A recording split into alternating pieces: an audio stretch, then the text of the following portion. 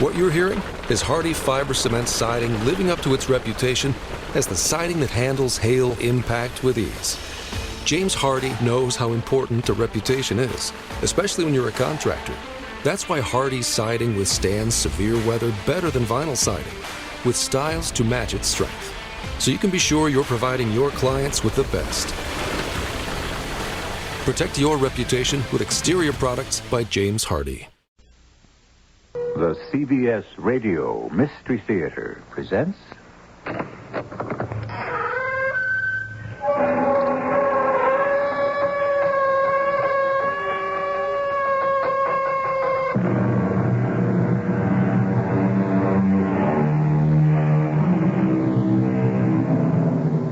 Come in. Welcome. I'm E.G. Marshall.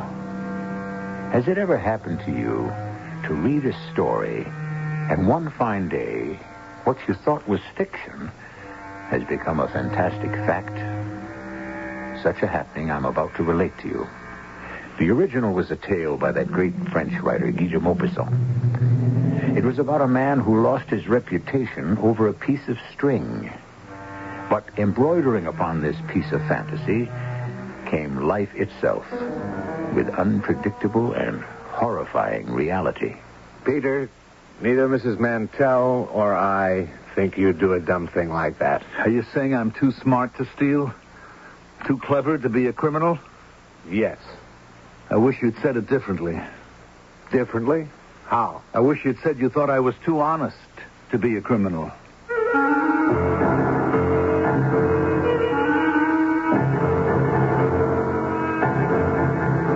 Mystery drama, Revenge is Sweet, inspired by the classic tale of Guy de Maupassant, was adapted especially for Mystery Theater by G. Frederick Lewis and stars Mandel Kramer. It is sponsored in part by Contact, the 12-hour cold capsule, and Buick Motor Division. I'll be back shortly with Act One.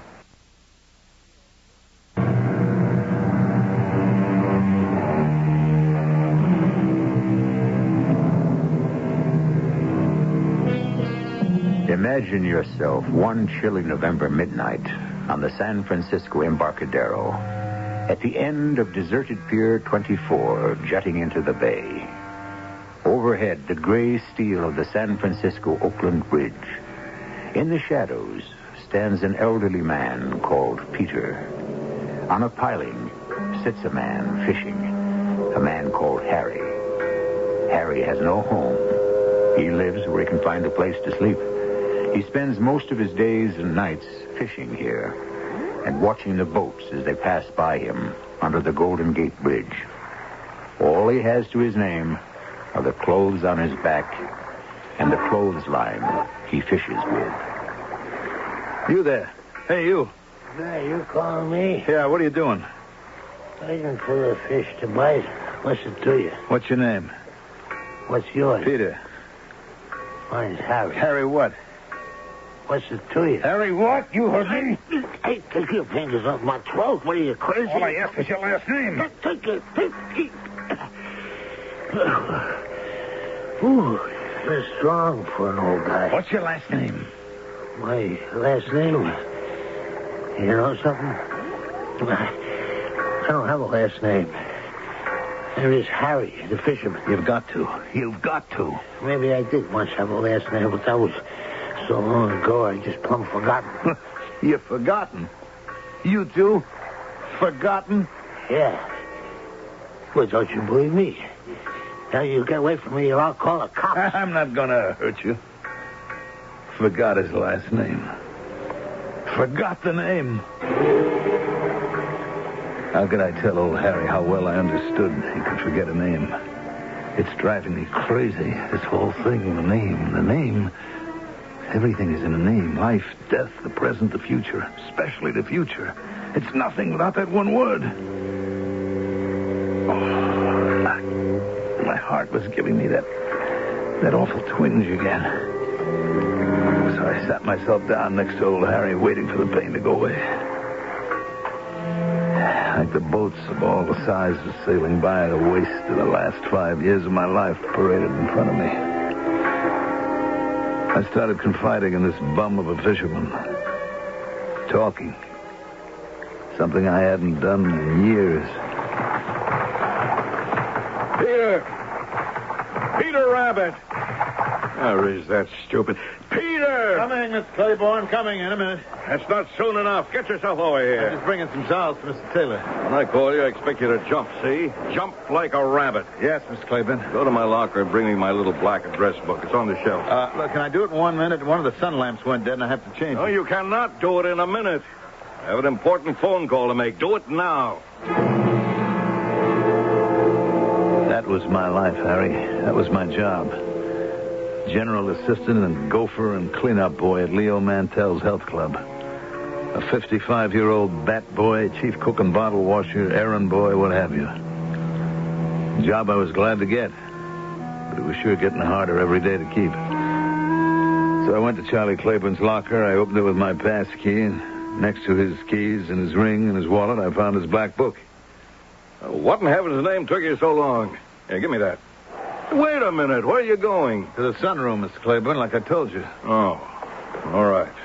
Tell Leo I told a friend of mine about the club, and he'll be showing up today. Yes, sir, I will. Well, don't you want to know his name? Oh, yes, sir. Bill Roberts. You got that straight? Roberts. Bill Roberts. He's a friend of mine. You tell Leo that, get it? Yes, sir. And when you've changed the sun lamp, come right back here. I want you to put this back in my locker. This Claiborne character never had a tough minute in his life. Married money. Married into the presidency of a corporation, acted like he owned the world, me as well. Couldn't stand guys like that. When you're in the spot I'm in, you got no choice. On the plus side, it was my boss, Leo Mantel. Gruff, but a real sweet man. Peter.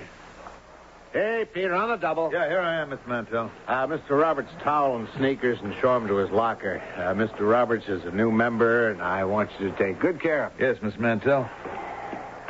Well, the health club busy today? Oh, yes, Mr. Roberts. I'm busy every day. Folks come here mornings, and a crowd during the lunch hour, afternoons, even in the evenings. Number 24. That's going to be your locker. Oh, fine. Hangers in here for your pants and jacket, and that shelf for your wallet and keys or whatever. Thank you, Peter. Here. This is for you. Oh, thank you. Well, I'm not too familiar with the club. Well, when you've changed, then I come and lock up. Well, I mean, where is everything? From here to get to the pool? Well, you go down past this row of lockers, and on your left is the sun lamp room. On the other side of that is the pool. Yeah, well, it's the exercise place I want to know. Oh, sure. Well, instead of left to the sun lamp room, you make a right past the pool, and then you'll find a workout room. They got everything you need in there. Fine. And I need. Ooh, look at the shape I'm in. Oh, you're okay? I've seen a lot worse. Yeah. How old are you, Peter? About 40? 55. 50. You are, huh? No. Oh, and look at you. I mean, I'm 53. You look young, fit as a fiddle. Full shock of hair. I mean, I'm younger than you. I've led an indoor life behind a desk, haven't a hair on my head, and a lot of corporate fat to get rid of. Well, you came to the right place, Mr. Roberts. Peter. Coming, Mr. Mantel. Oh, I almost forgot. Your sneakers. Size 8. Bill, hey, boy, welcome to the club. I wasn't about to tell Mr. Roberts where I'd developed my muscles. I wasn't about to tell anybody how and where I'd been keeping in shape. 20 years of it. So, Harry, that's about what my life was like at Leo Mantel's health club. When the lunchtime big-bellied big shots went back to their offices, I mopped the floors, checked the lockers, took towels to the basement washing machines. 40 lockers, 40 towels, 4 times a day. 160 towels. Changed the light bulbs, and taking messages, sometimes insults. Peter, come into my office. Sit down. Anything the matter, Mr. Mantel? Don't you know? Yeah, something I did wrong, I guess. You guess, but you don't know. Well, did I forget to do something? I know I've been a little slow with the towels. Oh, I know. I didn't get that new customer, Mr. Roberts. I didn't get his towel when he wanted it. I know I did that. Anything else about Mr. Roberts you'd like to tell me? What about Mr. Roberts' locker? Oh, yeah, the lock won't work. It got stuck. I told him I'd clear one of the old lockers so he could have that. You know, Peter, when I took you on, it was really as a favor to my wife. She said to me, you're not going to let a man who served time and paid his debt to society waste away, are you? No, I know. Look, Mrs. Mantel is really nice. I mean, whatever she wants me to do in the yard or around the house, believe me, it's a pleasure. She had faith in you, Peter. So I said to myself, man's done 20 years. He still says he was innocent, that he was framed. Well, anyhow, he's been penalized enough. So I'm going to take him on in my health club. You said that, sir? Is that all you have to say? I don't know what you want me to say. That you took it, and you'll give it back. Took what? Mr. Roberts' wallet. But I didn't. Mr. Claiborne saw you taking it. He couldn't have. I didn't. He saw you fiddling with the lock on Mr. Roberts' locker, open it, and take out his wallet and put it in your pocket. That's impossible. Wait a minute. When did he say that? Middle of the day. He says he saw you about 1:30. Mr. Roberts was in the workout room, and Mr. Claiborne happened to come back. He saw you, Peter, put the wallet into your pocket. It was a comb. A black pocket comb. Oh, come on, Peter. I'll understand. At least I'll try to. It was a comb. Honest. Here, I'll show it to you. See? Why would you take Mr. Roberts' comb? It's not his comb. I mean, how could it be? The man's bald. Look, I told him I'd get him another locker. And I was trying to figure out what made his lock jam like that. And then up on the shelf, over the clothes, I saw this comb. And I thought, hey, that's Mr. Salig's comb. You know Mr. Salig, who had the locker before? I mean, what'll Mr. Roberts think if he finds somebody else's comb in his locker? We don't do things right here at the club, right? That's what I took, Mr. Mantel. Here, look at it. Come in. Oh, come in, Mr. Roberts. Hey, you too, Mr. Claiborne. Peter and I were just talking. Well, did you locate my wallet yet?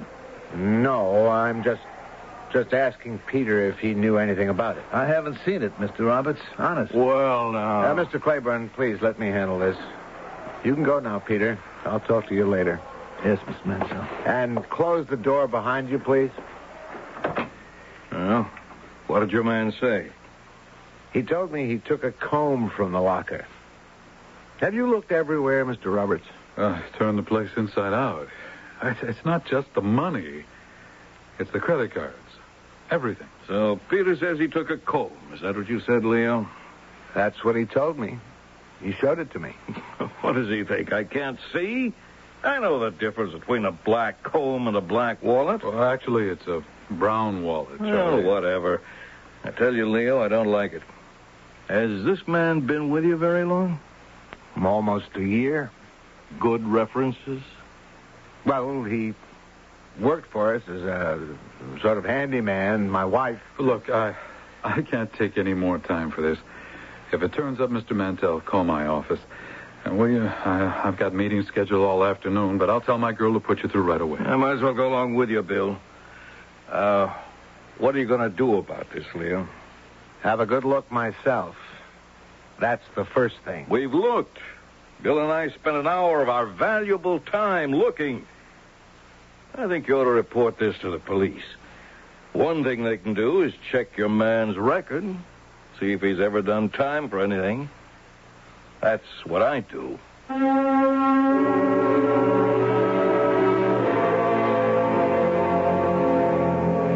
Who is guilty? Who is innocent? It has been said that money dishonestly acquired is never worth its cost, while a good conscience never costs as much as it's worth. So it's a battle between someone's inner voice and the outer truth. Who wins? Who loses? Perhaps we shall discover when we return with Act 2.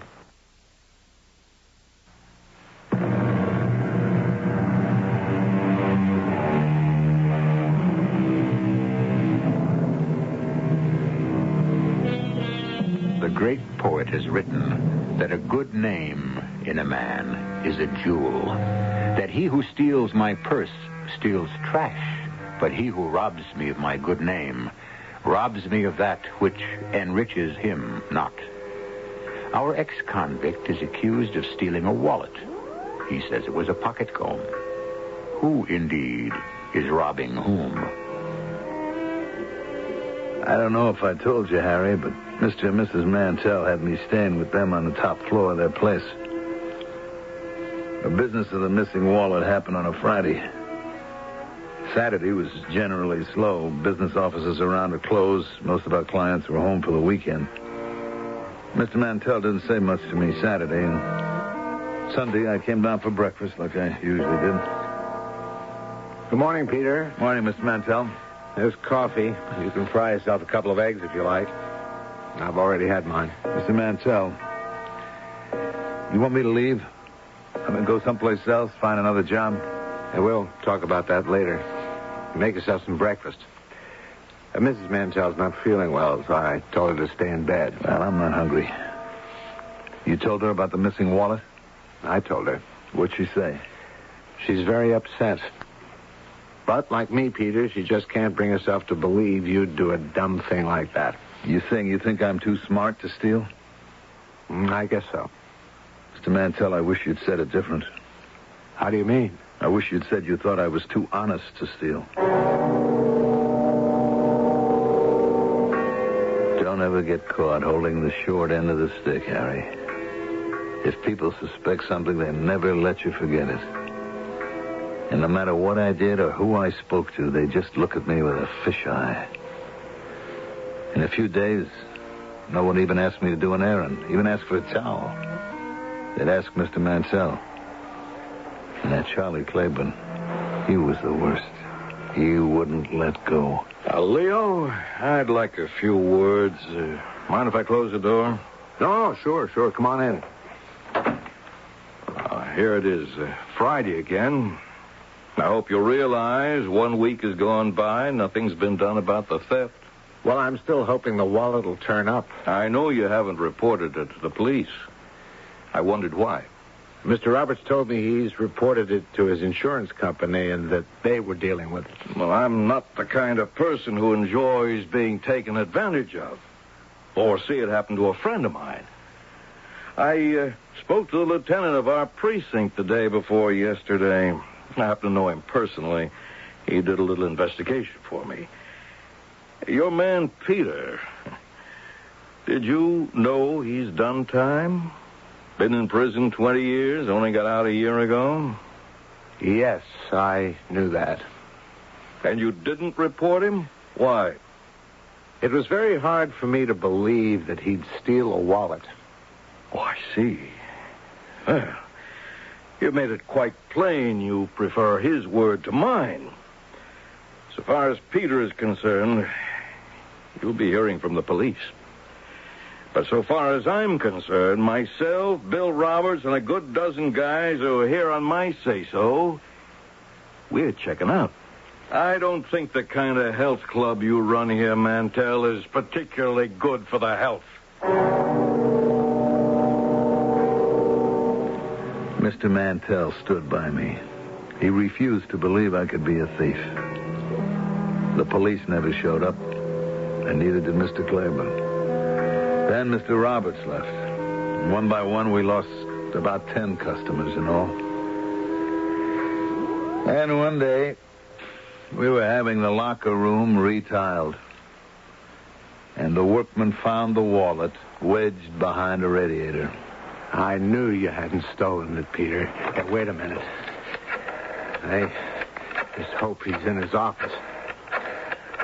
I'm calling Mr. Roberts. You don't know how relieved I feel. Me too. Barbara, will you get me an open line, please? Mr. Roberts. Who is this? Leo Mantel of the Health Club. They found your wallet. No kidding. Where? Behind a radiator. We've been putting down new tile in the locker room, and the men found it. Well, I'll be darned. Hey, listen, I wonder if I ought to say something to Peter. You know, your man... Yeah, sure. As a matter of fact, he's right here.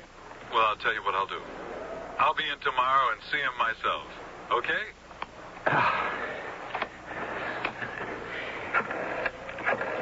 Peter, I'm calling Mr. Claiborne. He's the one who's really conducted a vendetta against you. But why? What did I do to him? He has the instinct of the wolf. See a weakness and go for the jugular. Hello, Claiborne here. Mr. Claiborne, is this Leo Mantel of the health club? Yes, Leo. I've just been talking to Mr. Roberts. They found his wallet. I'll be darned. Where'd it turn up? Behind the radiator in the locker room. So that's the way he played it, huh? What do you mean? That's not too hard to figure out. Your guy, Peter. Got too hot for him, so he made sure it'd be found. Mr. Claiborne, are you saying he just put it there? Leo, old boy, what do you think?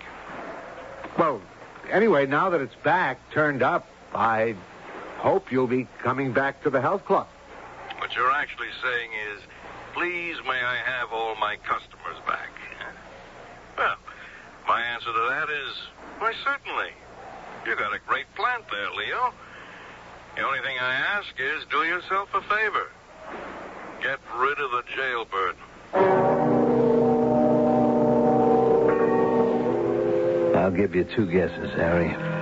3 guesses. What do you suppose happened? Right. Mr. Mantel let me go. He had to. Word was whispered around that I'd gotten scared and hidden the wallet behind the radiator. You know, once a criminal, always a criminal. You can't win. You do understand, don't you, Peter? Yeah. I'll keep in touch to try to get you another job, okay? I can still come to your home, though, can I? I mean, keep on doing the chores around like I was? Well, I meant to talk to you about that.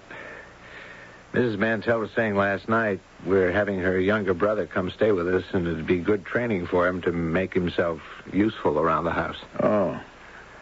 Well, will I still be living up in that attic room? As a matter of fact, that's the room we'll be giving her brother. He'll be arriving tonight. I see. But don't forget, Peter. Keep in touch. Sure.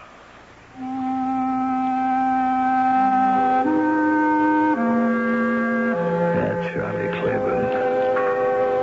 How I hated him. It ruined my only chance of going straight. Sure, I could get other jobs. Part-time, odd jobs, dishwashing. But nothing permanent. Nothing you could ever build a life on. Oh, why bother? Why go on living? I remember I came here to the foot of Pier 24 and... Hey, now, wait a minute. Listen, friend, you wasn't thinking of doing anything foolish. Yes, I was. One jump, and it's all over. Well, don't do it, pal. You can get another job, or be like me. You can have an awfully good life with no job. Wait a minute. I'm not talking... I was talking about the first time I came here after Mr. Mantel fired me 5 years ago. I stood right here. Boats going by. And I'm thinking, why should I let Charlie Claiborne get away with ruining my future, my life? I'll give him an anxious moment or two. I still had my old locker room pass key. Hey, good Lord. Leo Mantel. Well, what's the trouble, Mr. Claiborne? Look at that. The locker's empty. I've been cleaned out. Where's my stuff? Well, I don't know. Are you sure? What do you mean you don't know? Were you sure this is your locker? Of course I'm sure, you dumbhead. Well, nobody has access to the keys. You know, since Peter left, everybody's been hanging their own keys in the office. Listen, chum, all I know is I locked up some pretty valuable stuff in here, and I'm not talking about my clothes. Very valuable stuff. I sure don't know what to make of it, Mr. Claiborne. Well, I do. I'm going to call the police. I've been out all day scrounging for work. My age, it's hopeless. Nobody wants you. Over 30, there's only room for you on the ash heap. I got back to the Fleabag Hotel I was staying in. There was a cop at the desk. He asked for my name and said, would I come along to the station house? Before you know it, I was locked up. Oh, what did he say when they accused him? Not a thing. Refused to say a word. They got him a legal aid lawyer, that's all I know. It's hard to believe he'd come back. How can he get into the locker room without being seen? I don't care what they do to him, but there was a heavy envelope in there I've got to get back. $20,000 I was going to put in a safe deposit box. Charlie, you left all that money in a locker? Well, who was to know? Wow, $20,000. Well, maybe they can trace the bills by number. Oh, who writes down numbers of bills? And the damnable part of it is I can't tell the police or the insurance company about the cash because it was slipped to me under the counter to sweeten the deal. A telephone for you, Mr. Claiborne. You can take it on the wall extension. Claiborne here. I'm insured, Mr. Roberts. They'll make good anything of his that was taken. Yeah. Well, put the lieutenant on. Well, Sure. if they've got the man, it's only a matter of time, isn't it? No kidding. That's good news. You bet, Lieutenant. Keep me posted. Wow. What do you know? They found the guy's fingerprints all over my locker. Peters? Everywhere. The handle, the door, the shelf. Of course, that could have been done when he worked here. It could not. I never had that guy open my locker for anything. I never trusted him from the word go. I'm sorry to hear that. That's one thing I know. Character. Once somebody does something underhanded or dishonest, it's a dead giveaway. Will you gentlemen excuse me? I have to go back to the office. Of course, it's all Leo's fault. He knew Peter had done a 20-year stretch. Charlie, you did ask Peter to get your black book out of your locker. I was with you. Oh, you're crazy. I never did. Now, believe me, Bill, I'm not going to rest until I get that guy back into the salt mines where he belongs. Well, that's not going to get back what you lost. Yeah, so far he won't say anything. Even to the lawyer they got him. Strange, isn't it? As though he'd given up hope. It looks like he wants to go back to jail. I did want to go back to jail. Freedom to me was worthless, Harry. One thing I found out, in the world as it is, nobody cares. Nobody helps. Your life is your baby. I figured if I refused to say anything one way or the other, they'd send me up. In 2 days, the trial was over, and the jury went out. I hoped and prayed they'd come back with the verdict I wanted.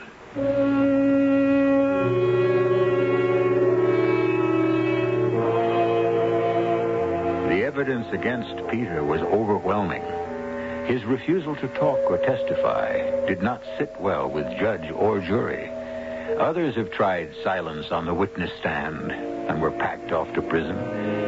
You remember such a case, don't you? Disobedience in court can send you to the same cell had you spoken up and been found guilty. To hear the verdict and the extraordinary conclusion to this mystery, join me when I return in a few minutes with Act 3.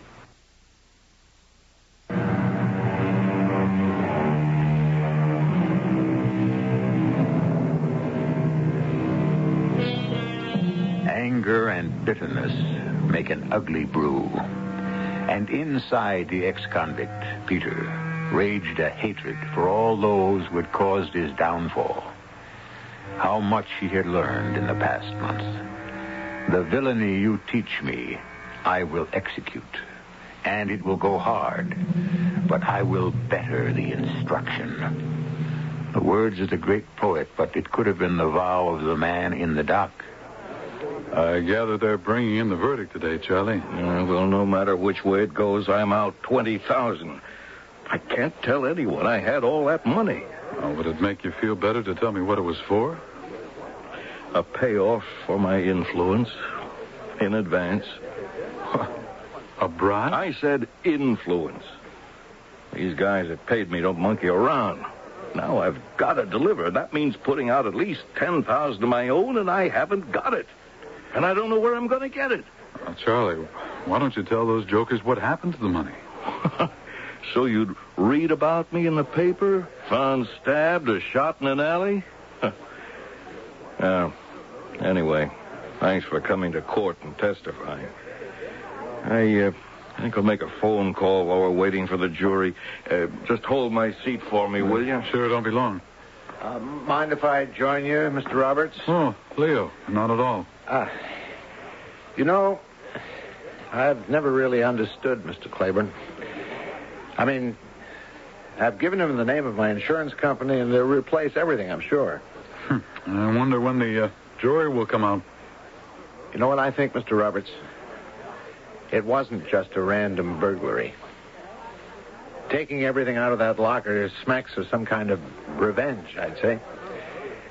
I know that Mr. Claiborne is a good friend of yours, but I wouldn't be surprised if this wasn't some kind of, what do you call it, retaliation, that's the word, by someone Claiborne had stepped on somewhere along the line. Well, it could be, Leo. Charlie Claiborne has stepped on an awful lot of toes in his day. Oh, here comes the jury. I don't think Peter's got a chance.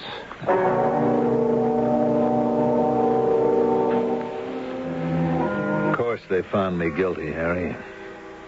Only Leo Mantel had testified for me, saying he and his wife always found me to be honorable and trustworthy. The jury didn't think so, because none of the contents of Mr. Claiborne's locker had turned up. The judge gave me what he called a light sentence. 6 years. Eligible for parole in 5. When did you get out, Peter? A couple of days ago. 5 years. 1 year off for good behavior? No. My heart was acting funny, and I was up for parole anyway. I guess they didn't want me to die in prison. That's lousy. That sure is. You ever been in prison? You kidding? I wanted a lot of things in my life, but never that badly. It's funny how life goes. Somehow it's in cycles. When I got back to jail, all those guys, they welcomed me like a king. My old pal Oscar, I was in the same cell again with him. He had about 11 months to go, and then he'd be out. Well, I don't know where I'm going, but I'm going, and that's enough for me. Well, don't think it's going to be a better life out there, Oscar, because it ain't. Nobody wants you. Nobody helps. Oh, what kind of mouthpiece did you get? They didn't have any evidence. I read about it. Just that guy's word against yours. Yeah, his clothes were gone, too. He must have worn something when he went into the health club. That must have been some sight, him in his shorts and a towel. I can just see him trying to borrow pants to get back to his office. Yeah, well, how could they lay it all on you? Well, I'll tell you how, Oscar. I wanted him to. Now, Pete, you just take it nice and easy. For me, this stretch is a real vacation.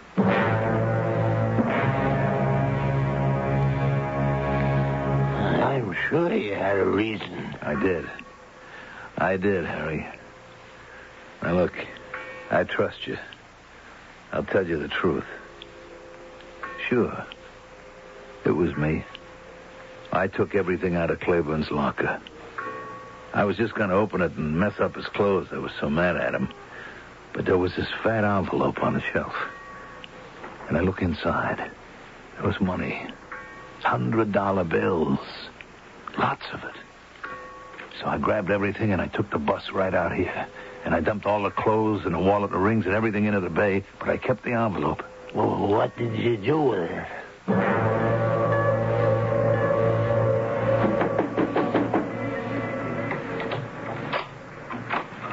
What do you want? I'm closed. Well, I saw your sign. Are you Milton, the pawnbroker? I am. Look, I'd like to leave an envelope here.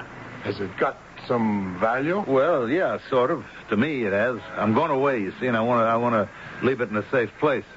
Go get a safe deposit box in the bank someplace. Well, the banks are closed now. Look, will you do it for $100? Will I? Come in. Come right in. Okay, now look, here. Here's your 100. Now, the thing is, I may be gone 5, maybe 6 years. Is that okay? Don't worry. I'll keep it in my safe, and whenever you come back, you just give me the receipt. That way, no one else can get it.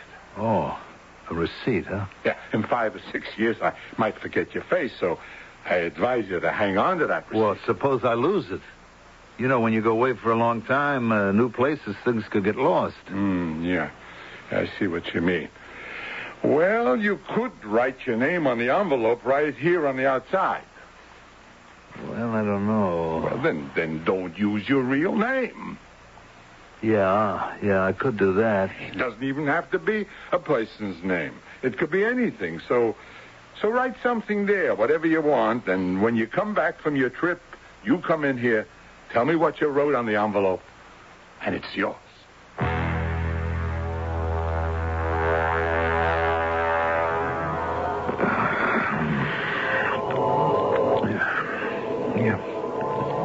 You see, Milton, what I gotta do is leave this envelope with you. And you take care of the envelope for me, okay, Milton? I'm gonna take a trip, but I'll be back for it. I'm gonna write a code word on the outside of the envelope. So when I tell you what it is, then you'll hand it over to me. Okay? Pete, what did you write? What'd you write on the envelope, Pete? What was it, Pete? I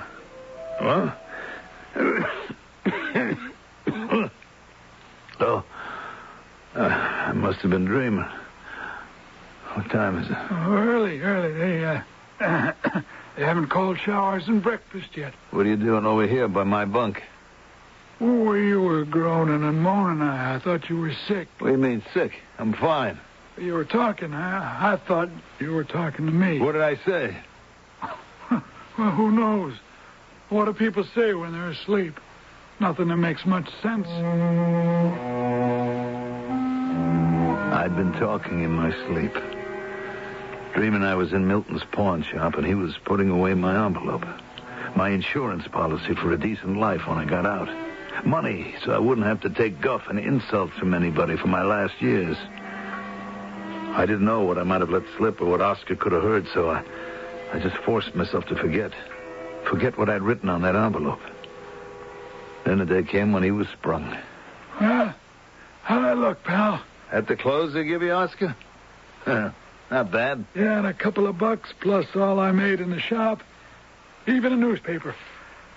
Well, it's been nice knowing you, buddy. Hold on a minute. Let me see that paper a second. I just thought I saw some... what do you know? What'd you do? Inherit $1 million, Pete? Yeah, in a way. You remember that guy Claiborne I told you about? That vicious guy? Oh, yeah, kind of. Look at this here. Yeah? Found him in an alley. Shot to death. Nice friends you got on the outside, I must say. Time passed. The months ran into each other, into years. And I'd smile and think of all that money and what I'd do with it. Maybe build a cabin in the woods somewhere. Maybe have my own houseboat down in Florida. Then last week, parole. First thing I did when I hit San Francisco was to head for Milton's pawn shop. Yes? May I help you? Who are you? Oh, what do you mean? I run this place. Where's Milton? Oh, you mean my Uncle Milton? Yeah, that's right. Oh, he died 2 years ago. I'm his nephew. Oh, I'm sorry to hear that. You knew him, huh? Oh, I guess you did. Well, I've been away for a couple of years. Gee, that's too bad. You know, your uncle was a swell guy. Yeah, he had a bad heart. Oh, I didn't know that. Anyway, I left a package with him, an envelope. I said I'd be by when I got back, so here I am. Well, it's okay with me. Let me have the receipt and I'll look for it. The receipt? Sure, the slip of paper with a number on it. That's how we file things, by number. I didn't take a receipt. Afraid I'd lose it. Oh. Your uncle said for me to write something down on the envelope to identify it. Oh. Then when I came by, just to tell him what I'd written, and it'd be okay. Well, how big an envelope? Oh, maybe so long, about 10 inches. Yeah? With heavy brown paper and about that wide. It was pretty thick, at least an inch. Oh. Oh, and it was tied up with a piece of string. I'm not sure if it was red string or black string. Valuable? Yeah, sure. Well, then it's probably in the safe. That's where we keep small items. Good. Fine, okay. Well, what's written on the envelope? Written? I wrote,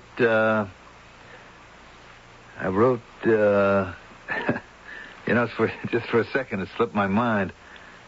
Look, while I'm thinking, why don't you go to the safe and see if there is that long envelope like I described? Oh, another thing. It had a big ink blot on one side. Okay, I'll have a look.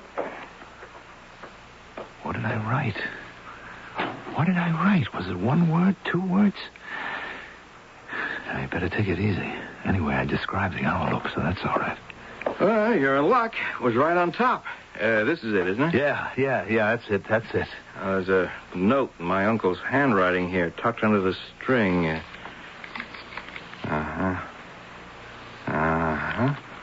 Well, you just tell me what you wrote on here, and it's yours. I don't know what's happened to my mind. Are you sure this is your envelope? Of course it's mine. You know, when you're my age, your memory sometimes plays tricks on you. Yeah, well, come on, I don't have all day. But look, I described it to you, didn't I? It's the same size, a brown, everything. I told you about the string around it. Yeah, well, you said red or black string, and this is green. Well, but it was string, wasn't it? I told you about the ink blot, you see? Yeah, well, maybe you can tell me what's in the envelope. Inside? Sure. If it's your property, you ought to know what's in there. Oh, well, look, listen, I'll be back. I'm just going to take a walk around the block, and it'll come to me. I'll be back. But hold on to that. I'll be back. Well, you can have it if you just tell me what's in here.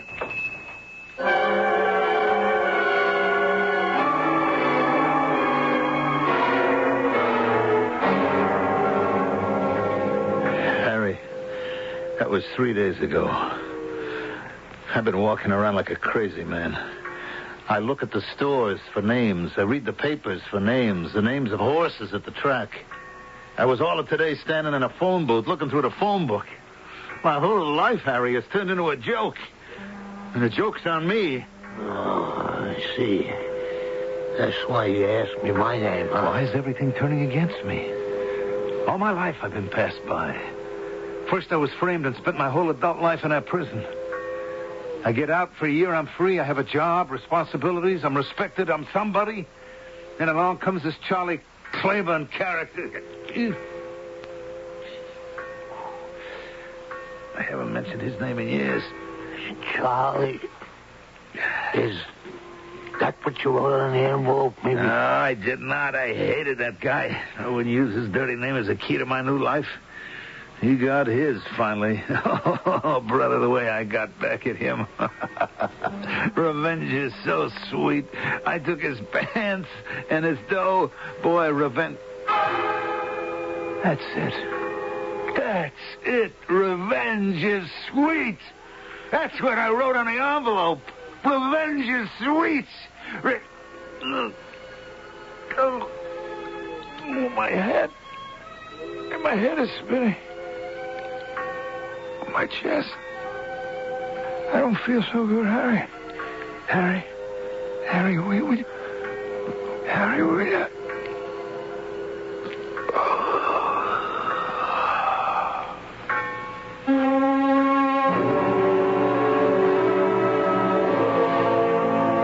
It's too bad. I really got to like Peter and to sympathize with him. His was a hard life. And to die at the very moment he might have begun to live. Did he have anybody to mourn his passing? Anybody? Who? I'll be back shortly with the ironic ending to this extraordinary tale. Hello, I'm Rick Barry of the Golden State Warriors.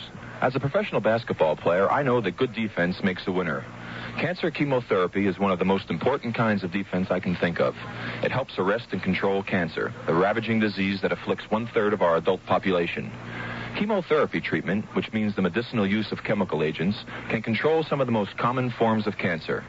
Proper and timely use of this treatment can result in patients leading extended and productive lives.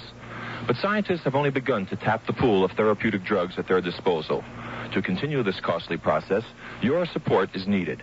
Send a check today to Chemotherapy, Box 8, New York 10028. Remember, the best offense against cancer is a good defense, like chemotherapy. Rick Barry is right. Chemotherapy can relieve suffering from cancer while it checks the growth of the runaway cancer cells. Your donation will continue this relief. Think about it. Then send a check to Chemotherapy, Box 8, New York 10028.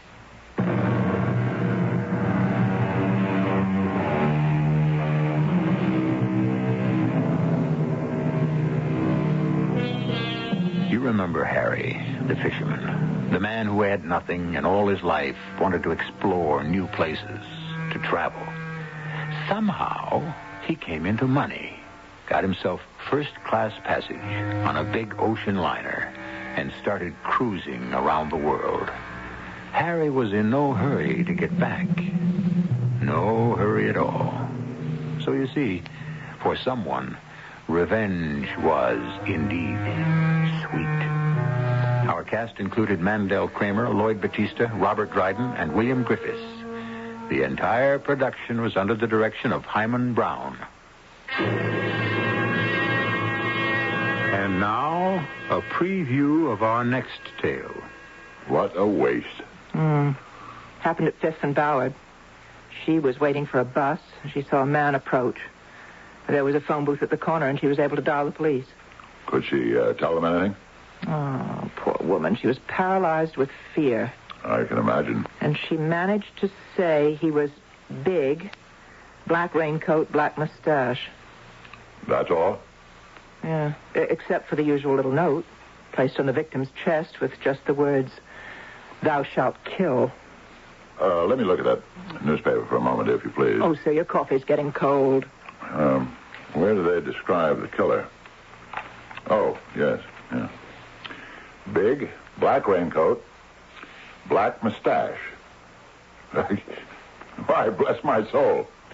The woman could be describing me. Radio Mystery Theater was sponsored in part by Buick Motor Division and Contact, the 12-hour cold capsule. This is E.G. Marshall inviting you to return to our Mystery Theater for another adventure in the macabre. Until next time, pleasant.